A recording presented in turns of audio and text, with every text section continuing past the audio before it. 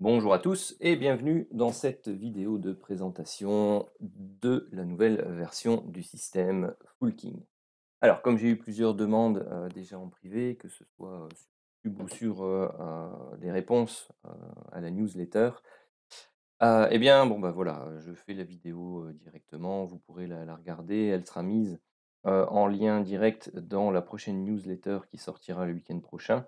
Alors, pour ceux qui ne sont pas encore au courant, pardon, je vous présente ici donc la newsletter, du moins la page d'inscription à la newsletter Elliott Waves Trading Academy. Donc, c'est une newsletter gratuite qui paraît chaque semaine et dans laquelle je décris mon analyse sur 2-3 actifs qui m'intéressent ou qui peuvent vous intéresser. Donc, c'est-à-dire que vous pouvez me faire la demande en privé d'une action, d'une crypto, d'un indice, d'une matière première, d'une devise. Voilà, je peux l'analyser, donner mon avis dans une partie de la newsletter pardon, qui est réservée aux actifs des lecteurs. Pour ça, il suffit de cliquer sur le lien en description de cette vidéo, de tout simplement mettre votre prénom, votre mail et de bien cliquer sur inscrivez-vous gratuitement à la newsletter hebdomadaire. Vous arriverez ainsi sur une page de remerciements et moi, j'aurai vos coordonnées et je pourrai vous ajouter donc au listing d'envoi de la newsletter. Vous avez aussi sur la page de remerciements, et ça peut être important pour ceux qui ne sont actifs que sur un seul des réseaux sur lesquels je suis. Donc, je suis sur Twitter, sur Telegram, il y a un groupe gratuit dans lequel on discute et on partage trading. Et bien entendu, la chaîne YouTube. Donc, vous avez les trois liens d'inscription qui sont repris sur la page de remerciements. Sur ce, commençons. Alors, je vous ai mis ici, par exemple, bah, c'est le Dow Jones. Moi, je traite principalement le Dow Jones. Bon, ici, il est en 4 heures, mais voilà, je travaille en 2500 ticks. J'ai l'habitude de travailler en ticks et non pas en unité de temps classique. Et donc, j'ai un graphique cadre qui est celui-ci, le 2500 ticks, et un graphique d'intervention qui est soit le 100 ticks, soit un graphique en Renko 10 pour le Dow Jones. Alors, je les trade pas forcément tous les 2 en même temps, c'est-à-dire que quand j'ai une hésitation, bah, je me mets en renko et je regarde un peu où on en est. Sinon, je travaille de manière préférentielle sur, le graphique Cintiq. Classiquement, il donne des entrées un peu plus tôt, et encore parfois ça dépend, la volatilité qu'il y a sur l'actif. Donc ici, bon, je suis arrivé un peu tardivement, devant l'écran. Mais je vous explique la manière dont je fonctionne. Alors, dans la newsletter, par exemple, vous allez me voir travailler essentiellement avec un seul graphique que je vais mettre en hebdomadaire ou en journalier et je vais analyser vraiment la structure de prix dans laquelle on se trouve. Alors, pour reprendre brièvement la description, quand on a des chandeliers noirs qui se trouvent ici et qui se trouvent en partie haute des prix, c'est-à-dire, au-dessus de la ligne médiane, de mon système, eh bien, ce sont des zones de surachat. Quand on se trouve, il y en aura peut-être pas en hebdomadaire, je vais aller chercher le journalier pour que ce soit, visible. Quand on se trouve, par exemple, ici, en dessous de la médiane et que l'on a des chandeliers noirs, c'est qu'on se trouve dans une zone de survente. D'accord? Vous avez les chandeliers qui clôturent sous la médiane qui sont affichés en rose et les chandeliers qui clôturent au-dessus de la médiane du système qui sont en vert. Donc, j'ai éliminé les couleurs classiques des chandeliers japonais qui, au final, bah, pour moi, me servent pas beaucoup. D'accord. J'ai l'habitude et je reconnais les chandeliers, même sans leur couleur, qui clôturent au-dessus et en dessous des. Par exemple, celui-là, je sais très clairement que c'est un chandelier haussier, celui-là, c'est un chandelier baissier. Enfin, voilà, avec la pratique visuelle, celui-là, il est haussier, celui-là, il est baissier, et ainsi de suite. Donc moi, c'est une information que mon cerveau a déjà intégrée, donc j'ai plus besoin de la voir visuellement sur les graphiques. C'est peut-être pas le cas de tout le monde, mais sinon, bah, voilà, vous cliquez ici pour être sûr, vous enlevez l'application de l'indicateur, vous le remettez, voilà, vous avez le visuel classique. Donc, chandelier noir, rose, vert, vous avez eu la définition. Les chandeliers bleus, sont tout simplement des chandeliers qui donnent une alerte potentielle à l'achat et les chandeliers rouges, bah, une alerte potentielle à la vente. D'accord? Vous avez toujours le l'indicateur, Full King, ici au-dessus, donc qui est mon oscillateur personnel et qui me permet de travailler donc les setups de divergence. Donc certaines sont affichées comme, celle-ci et d'autres, bah, sont visuelles. Là, voilà, vous n'avez pas eu un deuxième affichage d'une petite barre ici, rouge ou, orange, mais ça reste quand même un setup de divergence. Donc vous l'avez après ici, hein, avec ce dernier plus haut là, donc OK, ça passe. Et bah, généralement, quand vous avez un setup de divergence, que vous êtes en zone, si on va le prendre par exemple sur celui-là, hein, vous avez ici de la divergence entre ce plus bas là et ce plus bas ici. Vous avez, une zone de survente, vous avez une alerte potentielle à l'achat. Bah, voilà, pour ceux qui travaillent les zones de prix, on va dire, swing, donc 1 ou 2 jours ou même parfois plusieurs semaines ou plusieurs mois, bref. Eh bien, ceci est une alerte d'entrée à l'achat potentiel si, bah, ça correspond à vos zones, bien entendu, de support résistance que vous voulez travailler par rapport à votre money management. Il fait beaucoup, mais il fait pas tout à votre place non plus. Donc voilà, après vous pouvez entrer en position là, vous pouvez mettre votre stop un peu en dessous, d'ici et puis, bah, classiquement, vous avez, soit une mise, à break even au moment où on s'approche de la médiane, voire avec une première prise de profit. Vous avez la possibilité, d'attendre, une entrée en zone de, surachat pour, prendre encore d'autres bénéfices. Heu, bah, voilà, vous pouvez, prendre des setups de vente ici, peut-être avec un money management différent parce que, personnellement, je travaille avec des lots plus importants à l'achat, quand ce sont les indices et des lots moins importants à la vente. Pourquoi? Parce que les indices sont construits de telle sorte, à ce que, ça monte, de manière régulière. Donc il faut toujours garder ça à l'esprit. Hem Et donc, bah, les ventes sont toujours plus risquées, même si, classiquement des ventes, on a creuse des, écarts beaucoup plus rapidement quand on est dans des, phases de panique ou de mini crack. Voilà, vous avez, l'occasion de faire très rapidement beaucoup de points, donc beaucoup d'argent, mais la plupart du temps, bah, c'est juste une phase correctrice un peu comme celle-là et puis, derrière on remonte. Donc, les vraies phases de ouais, de crack comme celle-là, hein, puisqu'on est en journalier, ça c'est le Covid, elles sont quand même assez rares. Donc, on est plus souvent sur des plus petits phénomènes comme, celui-ci, celui-là et ainsi de suite. Donc, bah, classiquement, si on va rechercher déjà la zone médiane sur les ventes, c'est top, et si on va rechercher des zones de survente, c'est bien aussi, mais vous voyez que, bah, par exemple, ici sur la phase de correction, on est allé chercher la médiane, mais on n'est pas allé chercher la survente. Ici, pareil. Donc il faut être, un petit peu, je vais pas dire, critique par rapport au système, mais il faut connaître aussi, quand même un peu, le marché et son fonctionnement. Donc et ça, c'est valable pour n'importe quel actif. Pardon. Donc, on a vu les chandeliers noirs, les chandeliers verts, les chandeliers roses, les chandeliers rouges, les chandeliers bleus, on a fait l'arc-en-ciel, donc bon, bah, voilà, ça c'est OK. Donc classiquement, comment j'interviens? Donc en swing, je viens de vous l'expliquer, ça marche comme ça pour n'importe quel actif, c'est-à-dire que je vais travailler mes zones de support, travailler mes zones de résistance, je vais attendre qu'on soit, en concordance soit avec la zone médiane pour jouer des rebonds, des corrections, parce qu'elle sert souvent de zone de support, par exemple, comme dans la dernière phase baissière ici, ou comme, zone de résistance, bon, bah, voilà, ici, bon, on a transpercé et puis, on réintègre, on descend plus bas. Vous voyez? Hop, pardon. Ici, on la casse, on prend le support dessus, on repart. Là, on la travaille, bah, elle fait support, on repart, on s'en approche, support, on repart. Ici, bah, elle la casse, on la travaille, on redescend en dessous, on la casse, on fait support, on repart. D'accord?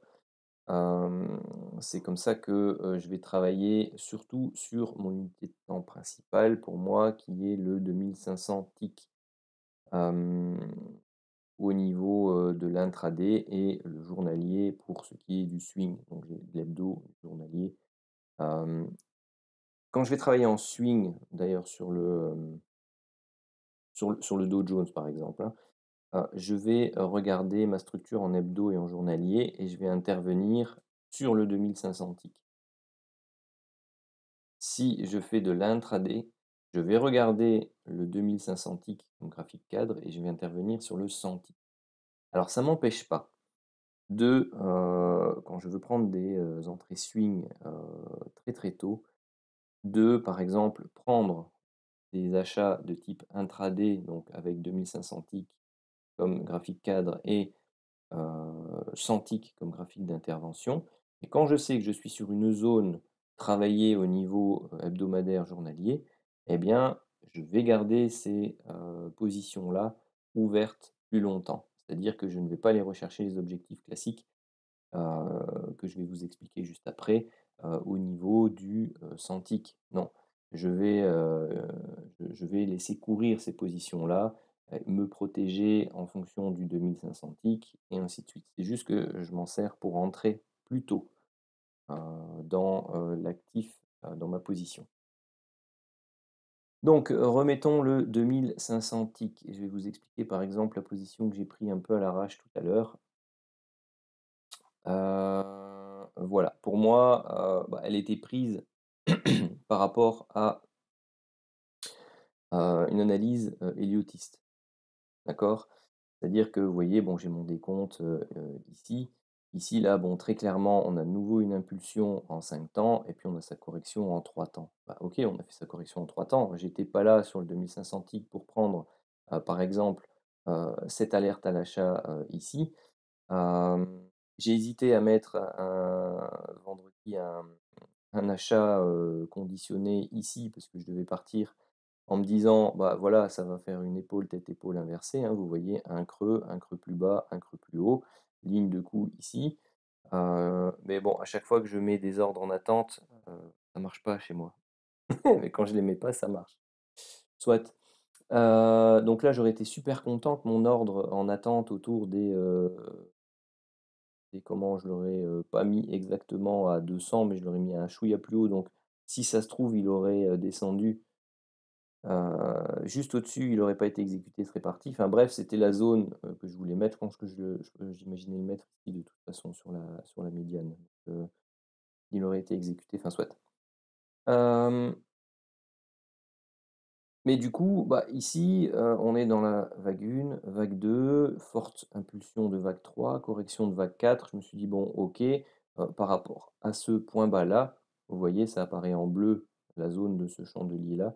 Hem, Par rapport à ce niveau, il aurait fallu que j'intervienne pour prendre cette vague 4, et essayer d'aller, rider la vague 5, voire la succession des autres vagues, de cycle de long terme ici. Donc pour moi, c'était un point d'entrée intéressant. Bon, je suis arrivé un chouïa trop tard parce que, j'étais pas dispo, à 9h40 devant les écrans. Mais, sinon, bah, personnellement, pour moi, ça, c'était une zone d'intervention. OK?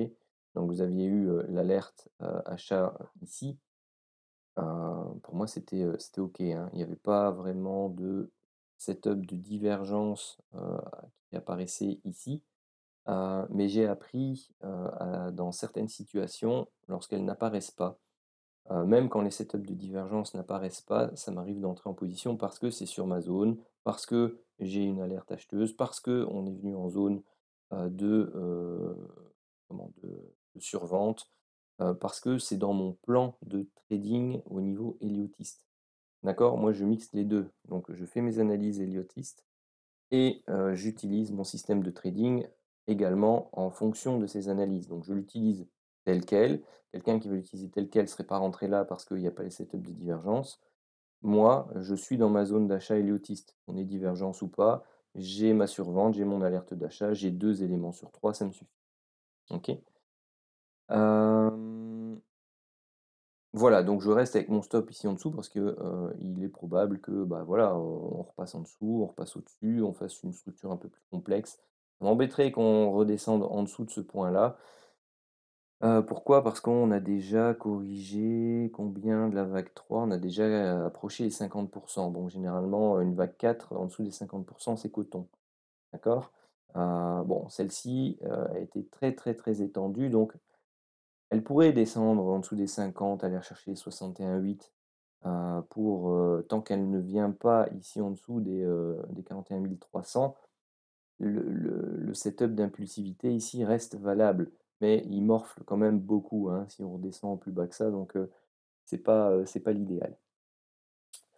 Sinon, si, j'agis de manière, classique, on va prendre par exemple, cette zone-ci, hein, donc c'est la zone qui est ici. Bon voilà, vous déterminez ici à gauche une zone de, résistance, potentielle ici. Une fois que vous arrivez en surachat dans cette zone, la première c'est cette, bougie-là. Voilà, vous arrivez, vous avez des setups de divergence, vous avez une première vente possible ici.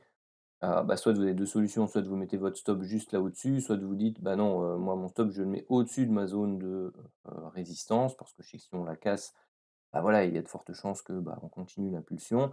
Par contre, voilà, si elle résiste, on risque de descendre. Donc soit vous prenez, la vente ici et d'ailleurs, bah, on n'en a pas d'autres après. Pourquoi? Parce qu'on repasse pas en période acheteuse. Vous voyez ici, on a eu une alerte vendeuse, puis on est remonté, on est repassé en on va dire en cycle, acheteur.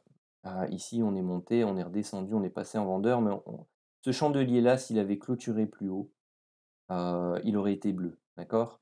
Mais il l'a pas été. Moi, c'est quelque chose que je sais qu'il aurait été bleu, parce qu'on aurait cassé les derniers plus hauts, ainsi de suite. Là, ça n'a pas été le cas, il a clôturé en dessous. Ce chandelier-là, je sais qu'il est baissier, clairement, parce que si j'enlève ceci, voilà, vous voyez, ça fait une sorte de marteau inversé avec un grand corps malgré tout pour un marteau, mais bon, il y a 2 fois, quasi 2 fois le corps dedans, donc voilà, c'est un chandelier important. Double top, ici, zone de résistance, on a essayé de casser, on n'a pas réussi, on réintègre, OK. Pour moi, déjà ça au niveau, information chandelier japonais, plus, éléments qu'il y avait ici, plus, chartiste, bref, tout ce que vous voulez, vous aviez l'opportunité d'entrer à la vente ici.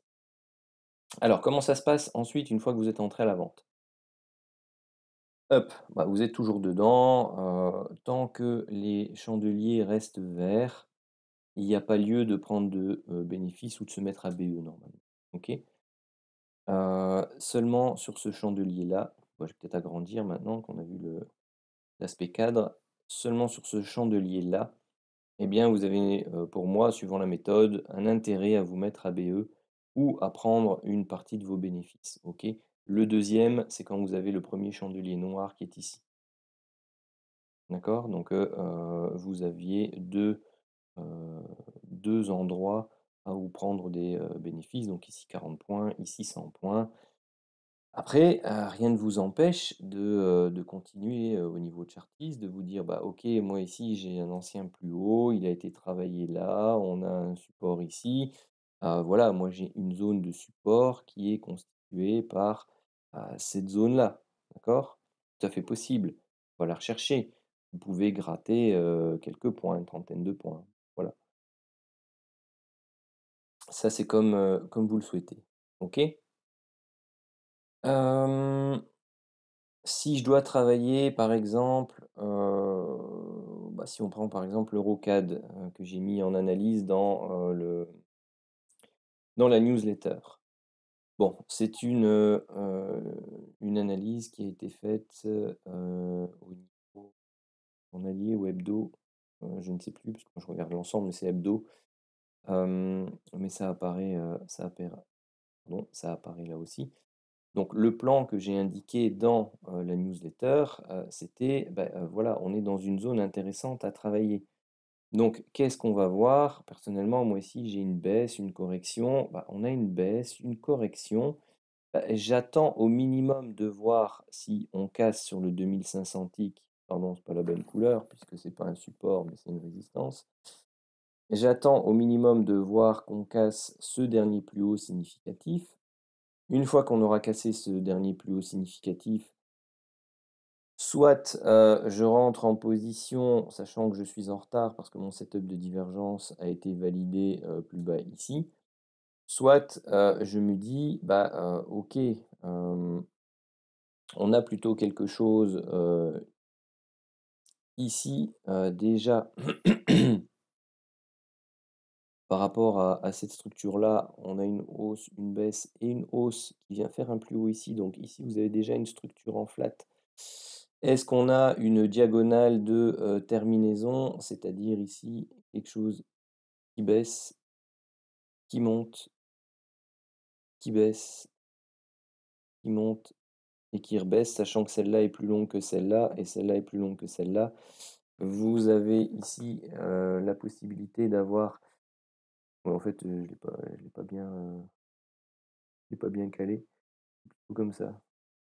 Quoique là, on remonte plus haut, hein, donc c'est non, c'est comme ça. Donc vous avez, la possibilité ici d'avoir, ce qu'on appelle un biseau, descendant et donc une diagonale de terminaison baissière ici au niveau, héliotiste. OK? Donc ça, c'est tout à fait possible et donc bah, là, maintenant, il faut voir si on a quelque chose d'impulsif qui prend forme, qui casse ce niveau-là. Éventuellement, bah, une première entrée pour moi, ce sera de prendre celle-ci. Avec un stop loss, bah, qui sera assez large quand même. Pourquoi? Parce que, vous avez toujours la possibilité ici qu'on soit seulement en sous vague 4, que l'on aille retracer plus bas et que l'on revienne après. Vous avez également la possibilité aussi que, comme on a déjà fait le plus haut par rapport, au triangle, que ceci soit tout simplement la vague C, hein, toute petite, hein. Et donc à partir du moment où on vient casser ceci, ça, invalide, le la séquence haussière que moi j'essaye de travailler, qui a pour objectif d'aller rechercher une amplitude de 61,8 à 100% de l'extension qui est ici, hein. D'accord? Donc, bah, moi, ça, c'est mon plan de trading. Donc, je sais que j'aurai une première entrée possible ici, mais j'irai pas à fond, d'accord? Parce que j'ai mon stop loss qui est très loin. Et que j'ai un doute sur, cette structure-là, parce qu'on peut très bien, travailler également encore un flat là-dessus. C'est-à-dire que ici vous avez les 3 temps, ici vous avez les 3 temps et là on va chercher 5 temps ici. On fait juste un plus haut là et ensuite on va rechercher plus bas avant de pardon, avant de repartir plus haut, OK? Donc tout ça fait partie du management. Donc moi je me sers de mes études, de mes analyses, graphiques dont je vous présente certaines dans la newsletter ou parfois dans les vidéos et ensuite, beh, je regarde sur l'unité de temps d'intervention donc qui dans ce cas-ci est le 2500 ticks par rapport au journalier ou à l'hebdomadaire. Je regarde le type, d'alerte que l'on a ici. OK? Parce que, bon, bah, voilà, si j'avais dû rentrer là, par exemple, on a un stop de, bon 50 points sur des objectifs à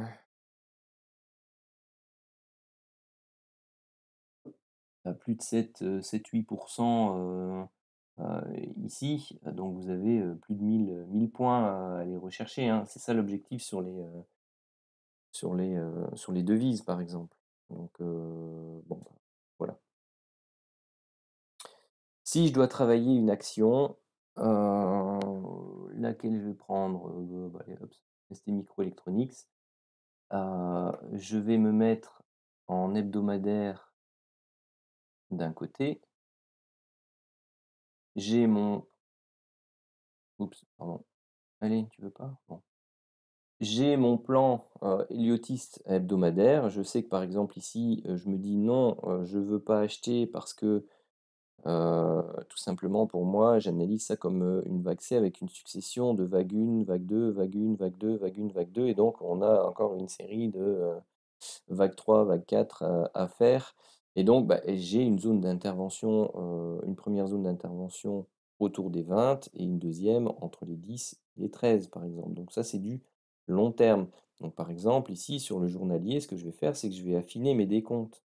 Bon, il y en a qui se mélangent entre le le journalier et le hop.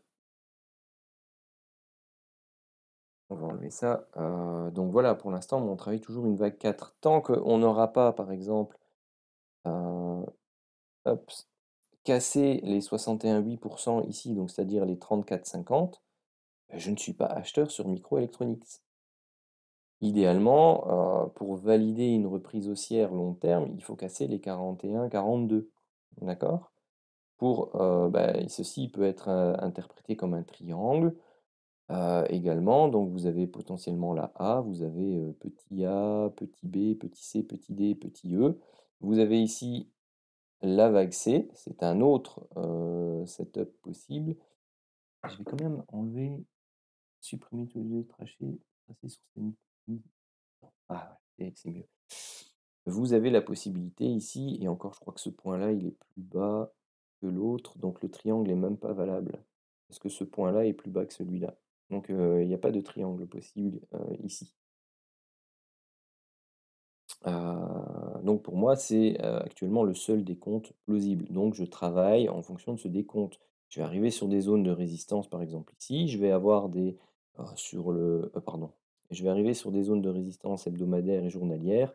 Ce que je vais potentiellement faire, sur ce type d'actif, c'est que je vais descendre sur le 4 heures ou sur l'horaire, et je vais en intraday essayer de, choper quelque chose de plus intéressant que de travailler en journalier. Vous pouvez le travailler en journalier, OK? Mais, moi, ce que je vais faire ici, c'est que ah ouais, c'est parce qu'il y a ça de côté. C'est que, je vais attendre une structure qui m'intéresse. Donc voilà, vous avez un gros range là, ici au milieu. OK. Ce que je vais, analyser, c'est qu'on a eu une hausse, une latéralisation. On va attendre la hausse idéalement. Je vais attendre quelque chose qui va m'amener ici, en surachat, des setups de divergence, et puis, boum, je vais essayer de vendre, d'accord? Avec des stops relativement courts. Vous voyez, ça c'est clairement une accélération de vague 3. Vous avez la vague 4, la vague 5. Donc là, ici, on a vraiment terminé un cycle, heu, impulsif baissier. Mais vu la pente que l'on prend ici, voilà, pour moi, c'est correctif de vague 4. Heu, Si on aurait dû repartir sur quelque chose de ici, une fin de vague 5, on aurait eu une vague 1 qui aurait été beaucoup plus pentue, on aurait fait quelque chose comme un V-bottom. Heu, voilà, donc moi, tous ces éléments-là me disent: «OK, mon analyse me dit: "Je cherche des ventes, pas d'achat avant la zone des 20 ou des, 12", on va dire. Donc je travaille avec mon indicateur, mon écosystème de trading dans le sens de la vente. Je vais, attendre des zones de survente, éventuellement une recherche des 30, qui devrait être une zone intéressante, voire des 31 parce que c'est l'apex, donc la zone centrale ici de la phase, correctrice, donc du triangle, pour essayer de choper des phases de vente et aller rechercher, le 1er objectif, les derniers plus bas autour de 25 et puis, autour de 20. Donc voilà, je vous ai montré, la manière dont je travaillais, pour les indices en intraday, pour les indices, en mode, swing, pour, après ça marche pareil pour les cryptos, pour les matières premières, pour les, comment? Heu, ça y est, j'ai le cerveau qui bug. Heu, pour les paires de devises, et voilà, après pour les actions, moi j'ai travaillé plus en journalier, H4, horaire par exemple, heu, où je me mets aussi en 2500 ticks, hein.